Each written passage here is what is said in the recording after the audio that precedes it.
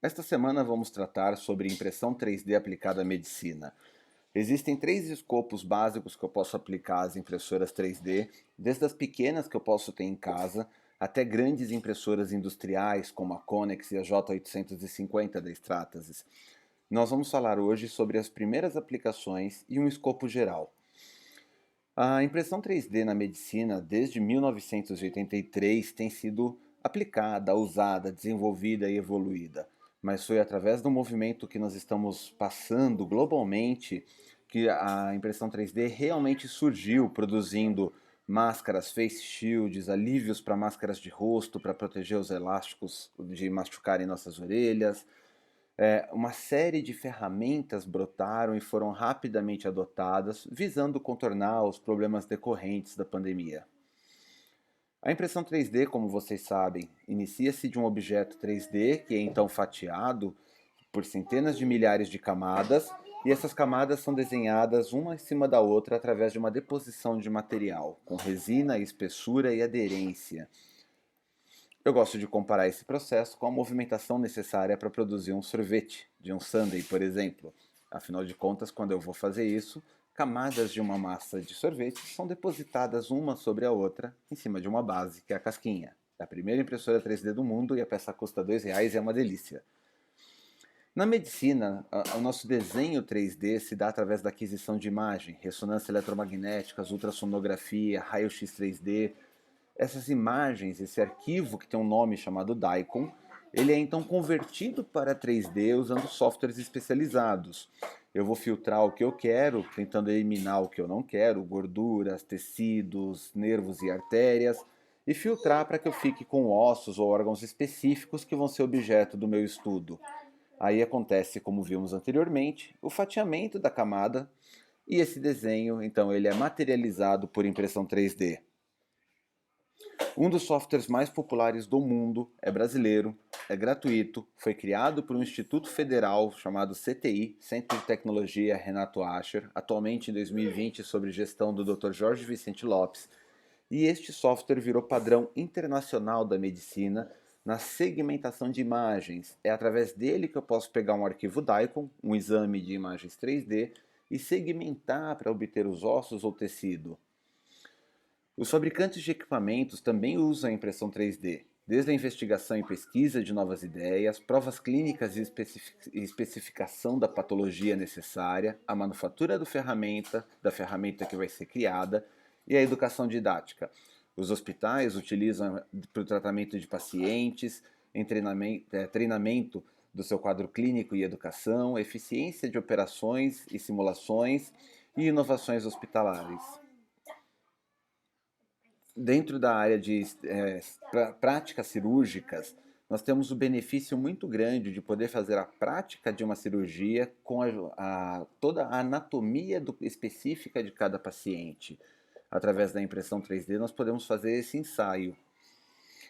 Na escola de cirurgia, ainda falando sobre isso, estudos nos Estados Unidos demonstram que uma de cada 6 cirurgias resulta em complicação.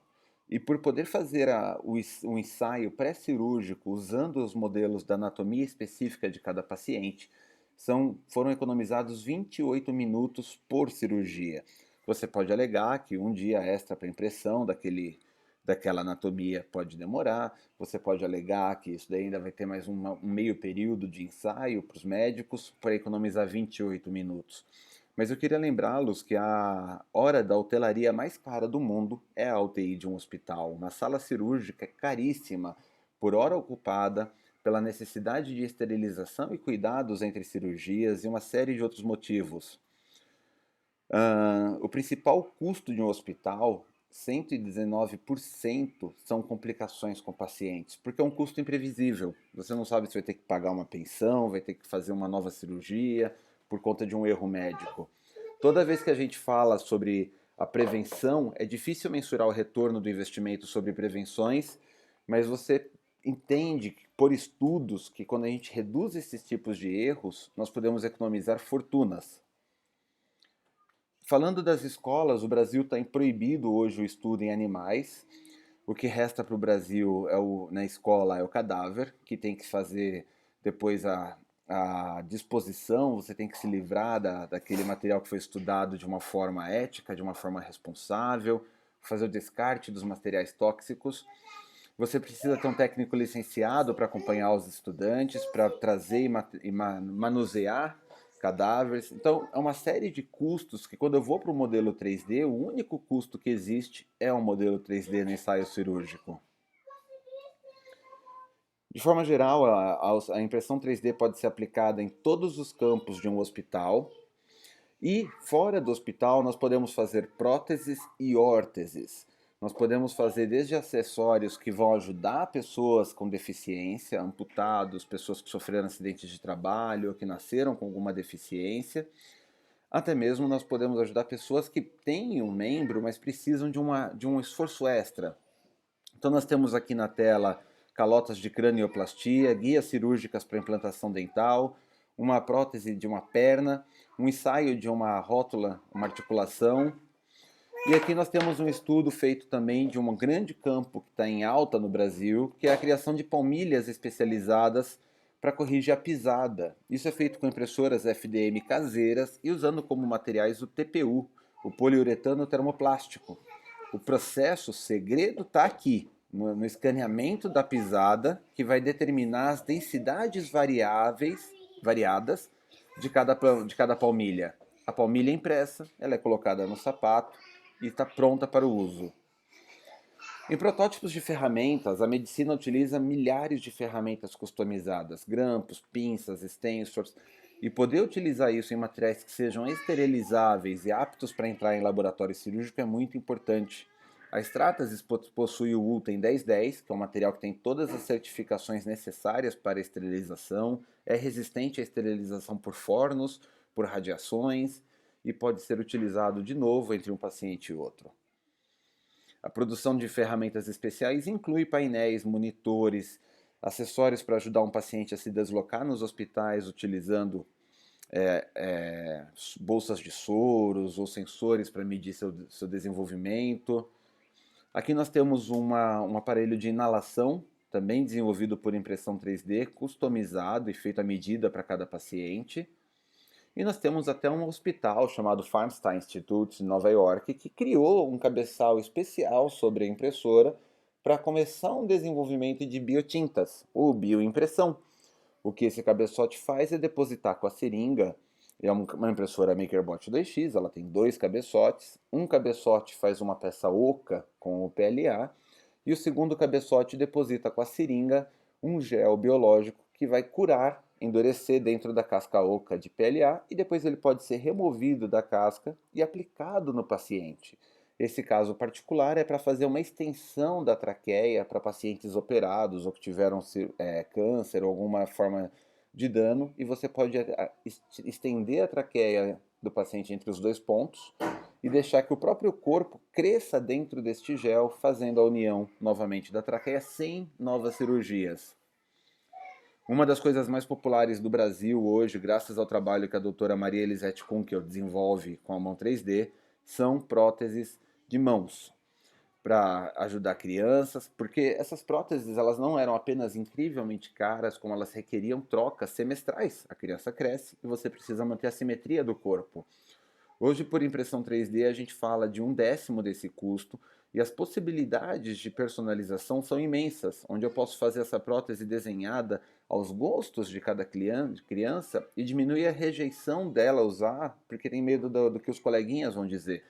Hoje nós temos feito luvas do Capitão América, da Mulher Maravilha, mãos personalizadas como o do Homem de Ferro, e isso aumenta também a facilitação da criança em adotar a ferramenta. São inúmeras as funções que a gente pode fazer já com uma impressora doméstica. E essas aplicações continuam crescendo dia a dia. Essa daqui, por exemplo, é um exoesqueleto feito com elásticos para ajudar uma criança que tem degeneração muscular. Ela não consegue levantar o próprio peso do corpo.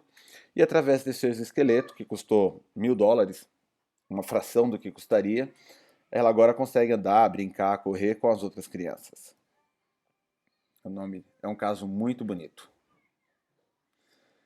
Ensaios cirúrgicos usando as imagens 3D de um coração de uma criança Aqui foi possível identificar numa criança que tem 18, 14 meses de idade apenas, quais eram os procedimentos necessários para corrigir o problema cardíaco que ela apresentava, e através disso foi possível fazer a cirurgia e fazê-la com sucesso. Um ensaio cirúrgico da separação de gêmeas siamesas unida pela coluna. E uma outra área que está bastante alta, a impressão do feto.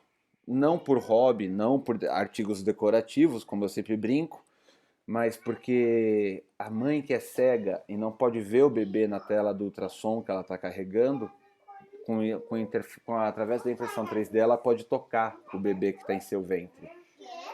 Então é uma área muito bonita e muito legal de trabalhar.